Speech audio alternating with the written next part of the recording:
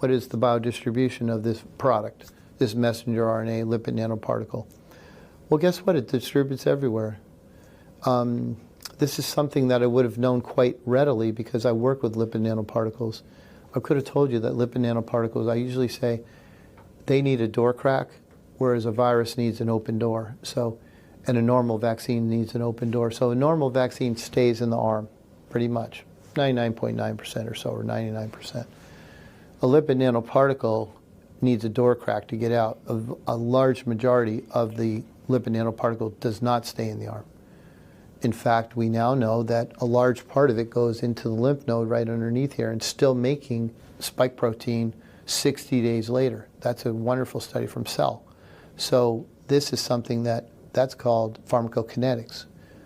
That should have been looked at well before this product was out. So they never told people that, hey, we're going to stick it in your arm, it's going to show up in your lymph node, it's going to show up in your brain, it's going to show up in your ovaries, your bone marrow, your adrenal glands, your liver, your spleen, which is then going to track up through the vagus nerve and go to your basal ganglia.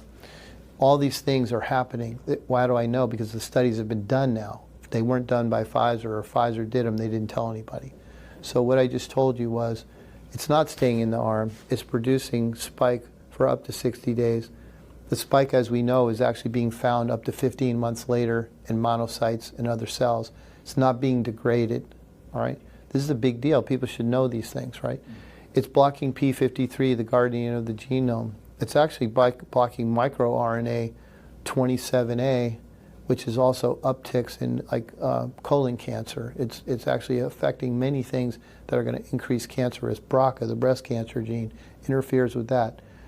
So these are things that should have been done ahead of time. Everything I'm telling you, the studies to look at this, right? These studies are done. I'm not saying anything. These are not opinions. I'm not giving you any opinions. I'm just giving you data. So it goes everywhere. It's blocking important tumor repair genes called p53.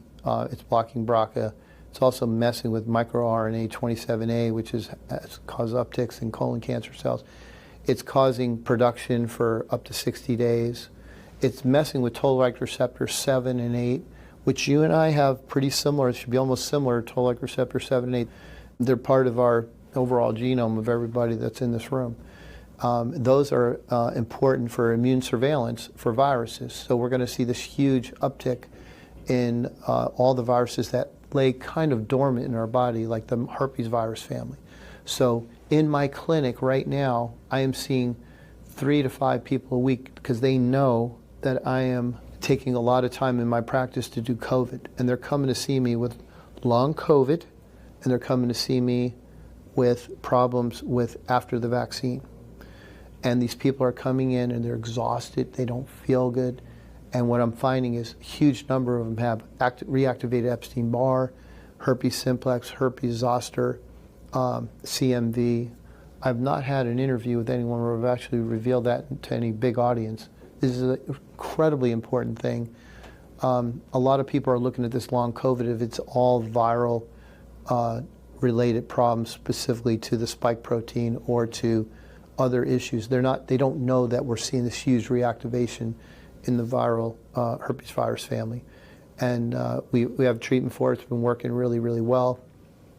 So these are things that we need to get that word out, and I think we are also seeing 40% rise in deaths, as you know, from 18 to 64. These are the actuaries. Nobody filled them in to tell them to not let that news out. And from 25 to 44, we saw the last quarter last year an 82% rise in deaths. So there's a lot of data that's out there that is very, very troubling, and most people are unaware.